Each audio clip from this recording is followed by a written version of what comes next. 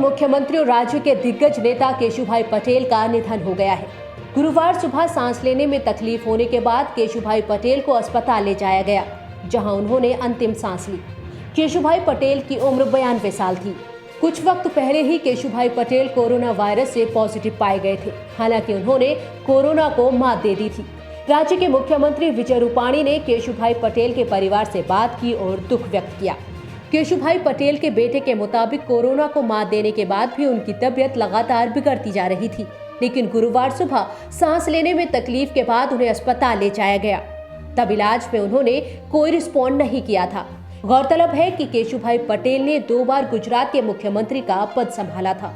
वो 1995 और 1998 में राज्य के मुख्यमंत्री बने थे, लेकिन 2001 में उन्हें पद से इस्तीफा देना पड़ा था। हालांकि दोनों ही बार केशुभाई पटेल अपने कार्यकाल को पूरा नहीं कर पाए थे। दुनिया भर में बचे कोरोना के कोहराम और वैक्सीन के ट्रायल के बीच प्रधानमंत्री नरेंद्र मोदी ने बड़ा बयान दिया है। पीएम मोदी ने कहा कि भारत में कोविड वैक्सीन जब भी उपलब्ध होगी, हर नागरिक को दी जाएगी। कोई भी व्यक्ति कोरोना वैक्सीन से छूट नहीं पाएगा। एक अखबार को दिए इंटरव्यू में पूछे जाने पर पीएम मोदी ने कहा कि मैं देश को आश्वस्त करना चाहता हूं कि जैसे ही देश में वैक्सीन उपलब्ध होगी, हर किसी को दी जाएगी, किसी को भी छोड़ा नहीं जाएगा। वहीं इस दौरान पीएम मोदी ने एक बार फिर से लोगों से सावधानी बरतने, त्योहार के मद्देनजर ज्यादा सतर्क रहने और किसी भी तरह की ढील न देने की अपील की। गौरतलब है कि बिहार विधानसभा चुनाव में भारतीय जनता पार्टी ने अपने घोषणा पत्र में ऐलान किया था कि सत्ता में आने पर सभी बिहार वासियों को मुफ्त में कोविड वैक्सीन उपलब्ध कराएगी, जिसके बाद कई तरह के सवाल उठने लगे थे। राजनीतिक दलों ने सरकार की कोविड वैक्सीन प्लान पर निशाना साधा था और इसे चुनावी फायदे से जोड़ा था, लेकिन पीएम मोदी के इस बयान ने लोगों के मन में उठे सवालों का जवाब दे दिया है। मार्च 2019 में विंग कमांडर अभिनंदन वर्धमान की रिहाई को लेकर भारत के सख्त रुख पर पाकिस्तान की सियासी पार्टी PMLN के सांसद ने बड़ा खुलासा किया है। इस खुलासे से पाकिस्तान की सियासत में नया तूफान आ सकता है। PMLN सांसद अयाज सादिक ने बताया कि अभिनंदन की रिहाई न होने पर भारत पाकिस्तान पर हमले के लिए तैयार बैठा था।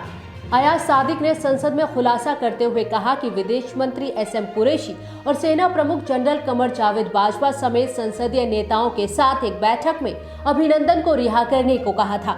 उन्होंने कहा कि उस वक्त कुरैशी के पैर कांप रहे थे, माथे पर पसीना था। हमको कुरैशी ने कहा, खुदा के वास्ते अब इसको वापस जाने दे, क्योंकि 9 बजे रात को हिंदुस्तान पाकिस्तान पर हमला कर रहा है।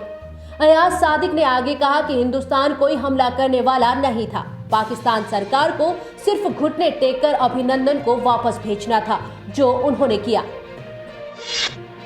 उत्तर प्रदेश में राज्यसभा चुनाव के दौरान बसपा में बगावत सामने आने के बाद से सियासत गरमाई हुई है।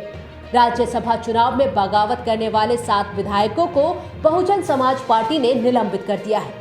इसके साथ ही बसपा सुप्रीमो मायावती ने समाजवादी पार्टी को लेकर बड़ा बयान दिया है। उन्होंने कहा कि हमारी पार्टी ने लोकसभा चुनाव के दौरान सांप्रदायिक ताकतों से लड़ने के लिए सपा से हाथ मिलाया था, लेकिन उनकी पारिवारिक अंतर्कलह के कारण बसपा के साथ गठबंधन कर वो ज्यादा फायदा नहीं उठा पाए।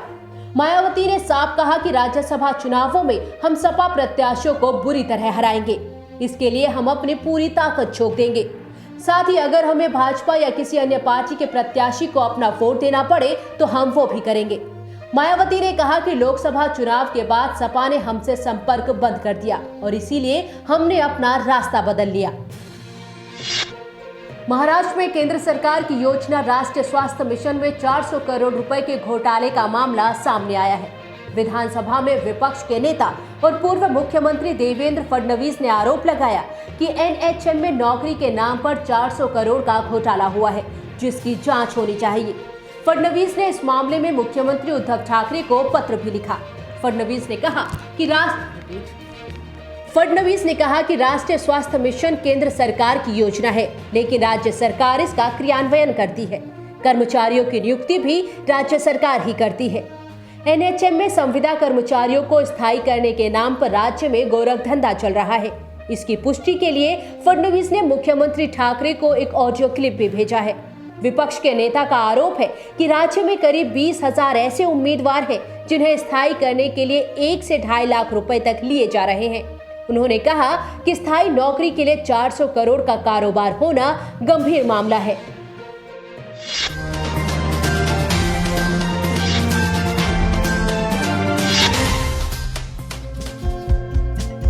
हमारे चैनल को लाइक, शेयर और सब्सक्राइब जरूर करें और नई अपडेट्स के लिए बेल आइकन दबाना ना भूलें।